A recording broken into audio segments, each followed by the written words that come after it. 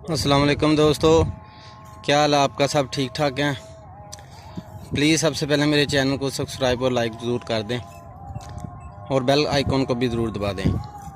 दोस्तों, आज आपको मैं ये स्पेशल वीडियो बनाने वाला हूँ कि कोरोना वायरस की वजह से जो आजकल मतलब हर चीज़ लॉकडाउन हो चुकी हुई है, लेकिन आज मैं आपको एक ऐसे बुज़ुर्ग जो कि बुज़ुर्गी की हालत में भी इतनी मेहनत कर रहे हैं और अपनी भैंस के लिए बेचारा काट रहे हैं।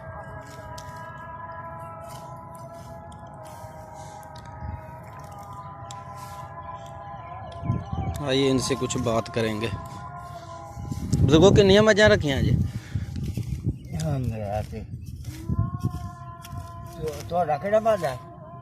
इतों दे ही असी।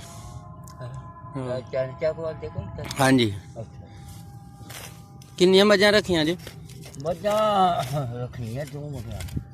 सही है। कट्टे वास्ते बन रहे हो? कट्टी जी है ना, ये तो दसना वा मुझा एक माड़ा ते ਉਹ ਇਹ ਕੰਮ ਹੋਇਆ ਭਈ ਉਹਨੇ ਵਿੱਚੋਂ ਮਾਲ ਕੱਢਣੀ ਸੀ ਜ਼ਕਾਤ, ਉਹ ਇੱਕ ਕੱਟੀ ਕੱਟਾ। ਸਹੀ ਕੱਟਾ ਕੋਈ ਵਾਵਾ ਸੀ ਤੇ ਕੱਟੀ ਸਾਲ ਕੋਈ ਉਹ ਜੋ ਵੀ ਠੀਕ ਸੀ।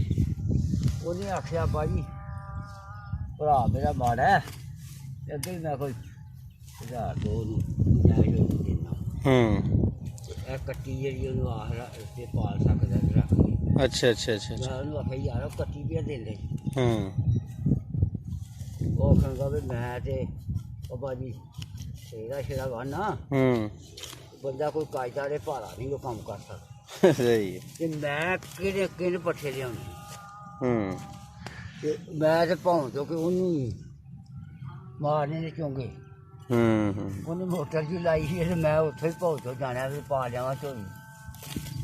ਮੈਂ ਭਰਾ ਨੂੰ ਜਾ ਆਖਿਆ, ਮੈਂ ਯਾਰ ਕੱਟੀ ਇੱਕ ਦਿੰਦਾ ਪਿਆ ਲੈਣੀ ਹੈ, ਮੇਰੇ ਕੋਲ ਥਾਂ ਹੀ ਕੋਈ ਨਹੀਂ। ਉਹ ਵੀ ਰਹਿ ਗਿਆ ਪੱਟ ਕੇ ਲਿਆ ਤੇ ਮੈਂ ਆਖਿਆ ਉਹ ਤੂੰ ਇੰਝ ਕਰ ਮੱਲ ਮਾਰ ਛੱਡ ਪੱਠੇ ਨੂੰ ਉਹਦੇ ਪਾ ਪੁੱਛਣਾ ਕਰਾਂਗਾ ਤੇ ਜਦੋਂ ਤੇਰੇ ਕੋਲ ਨਾ ਹੋਈ ਜਿਹਦੇ ਕੋਲ 4 ਪੈਸੇ ਬਚੇ ਜਾਣੇ ਵਰਤ ਲੈ। ਚਲੋ ਠੀਕ ਹੈ। ਉਹ ਚਲੋ ਉਹਨੇ ਆਖਿਆ ਚੱਲ ਭਾ ਮੇਰੀ ਰਹੀ ਤੇ ਮੈਂ ਉਹਨੇ ਕੁਤਰਨੇ ਨਾ ਤੇ ਉਹਦੇ ਕੇ ਮੁੱਠ ਪਾਣੇ ਸਾਲ 'ਚ ਉਹਨੇ ਪਾਏ। 2 ਸਾਲਾਂ ਦੀ ਹੋ ਗਏ।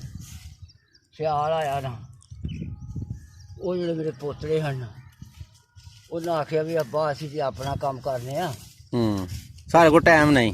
ਸਾਡੇ ਕੋਲ ਟਾਈਮ ਨਹੀਂ, ਤੈਨੂੰ ਪੱਠੇ ਪਾਉਣ ਦਾ ਤੂੰ ਉਨੀਆਂ ਮਹੀਆਂ ਰੱਖ।